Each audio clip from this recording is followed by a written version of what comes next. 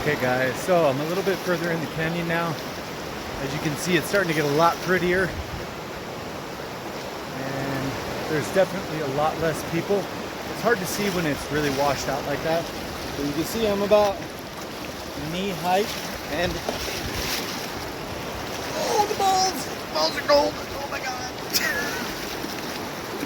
I gotta get over this to the other side. Do I still got my tripod? Yes. Yes, I know. Taking a chance with the phone in the water. The phone is waterproof. I really want to focus on not dropping it. Knock on wood. But I'm going to make a video probably ASAP. You know, I could talk about that now actually. So this is a video on what to bring or use during the Zion Narrows hike.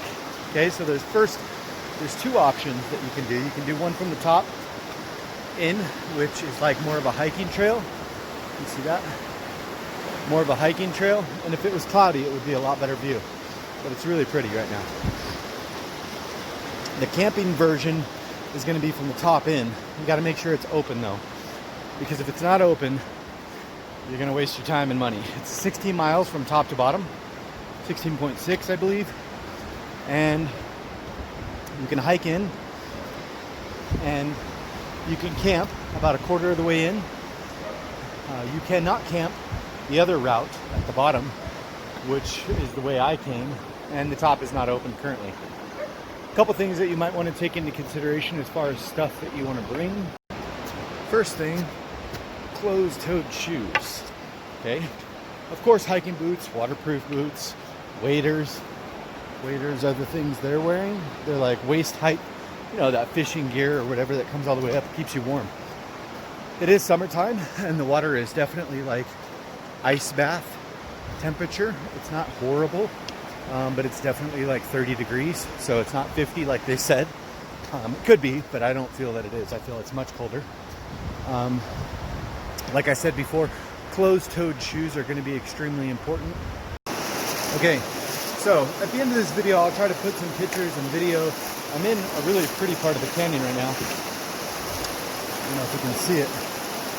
This is the first time I've ever been to a slot canyon, is what they call it, I guess.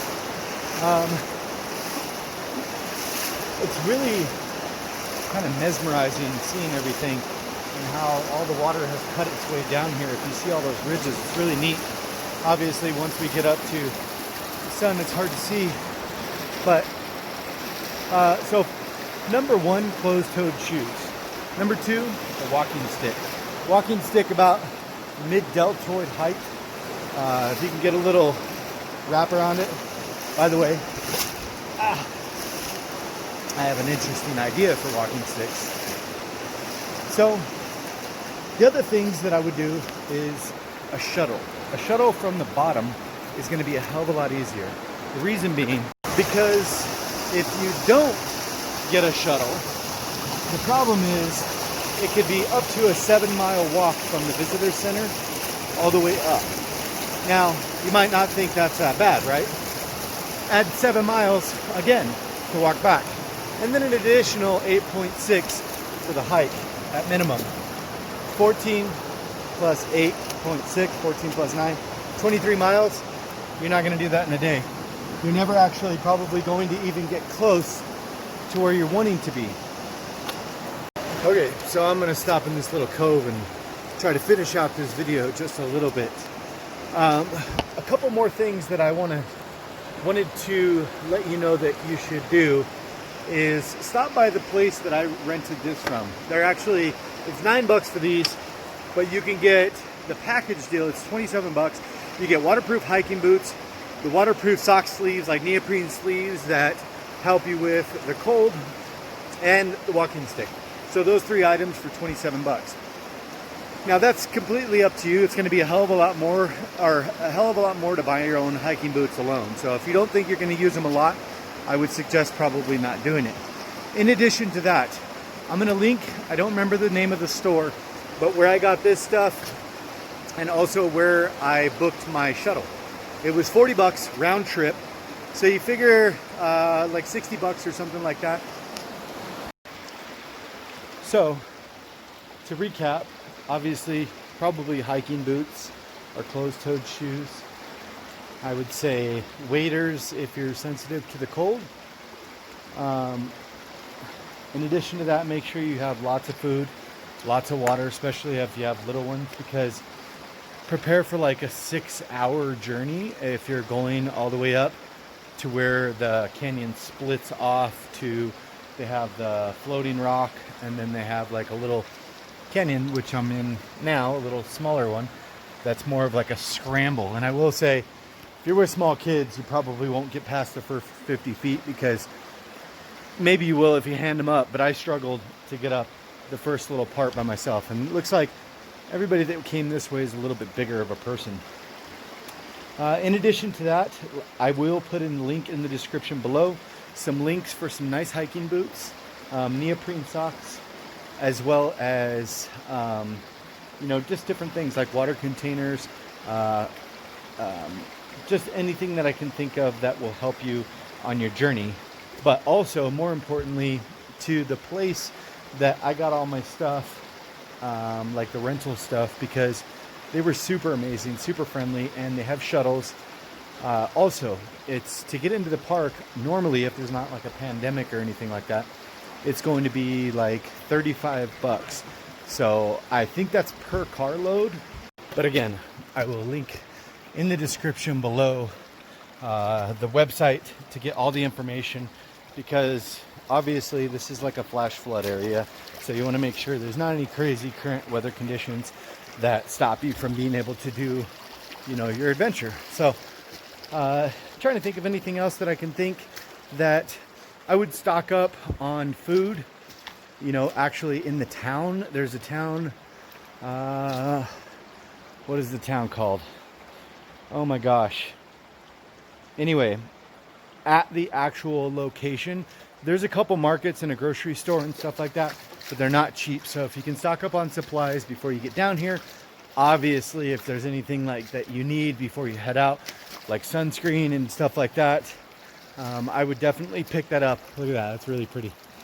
I would pick that up before you head out, so that you're not spending way too much crazy money. So if it's a day adventure, you're probably looking at all-inclusive with the rentals, the hiking boots and everything like that. If you don't have your own, or if you don't pick up some, it's probably going to be right around $100 to get in with the shuttle and everything like that. Do the shuttle, because you're not going to make it the entire way, I promise you.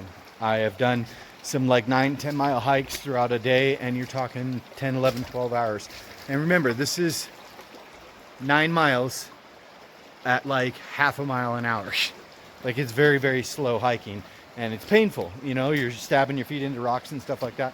So you're not going to want to hurry the process. I'm trying to think of anything else that I could tell you that would be helpful on your adventure. Obviously, get some sleep. Maybe find a place nearby to rent as a motel or something like that. I don't know what I'm going to do. It's actually Memorial Day weekend. I'm probably going to let my clients know that I will be in on Tuesday, because I did not anticipate them saying they would not be back until late last night. So that being said, get out there and adventure, man. Travel because you're not dead yet. And if you're new here, please check us out on Facebook. Our group is called World Travelers. This is the first travel video I've done in a while because of all the stuff going on. So have a beautiful day, guys. Be stronger than your excuses. Remember to spread love, not hate. Drink your damn water. Stay on track. Hashtag Team Boo. And like I said, travel because you're not dead yet. And this was a completely spontaneous pop-in thing. And I'm standing right here because I want to get a picture of what's over there, because it's really, really pretty. And it looks really cool. Can you see that? Is that clear? Isn't that cool? Looks like prehistoric, or like from a Lion King video or something like that. Anyway, guys, have a great day. And when you do go check it out, or if you've checked it out on your own, let me know in the description below what you think. Bye.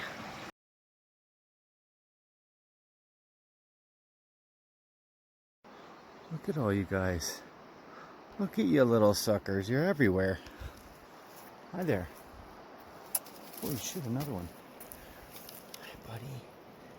How are ya? Huh? Can I touch you?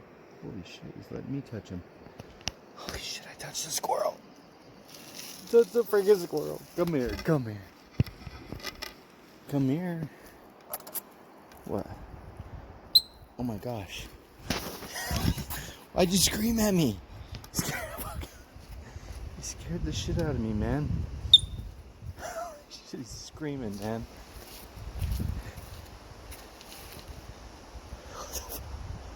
Look at all of them. They're so cute. Hi, buddy. Hi. He wants food.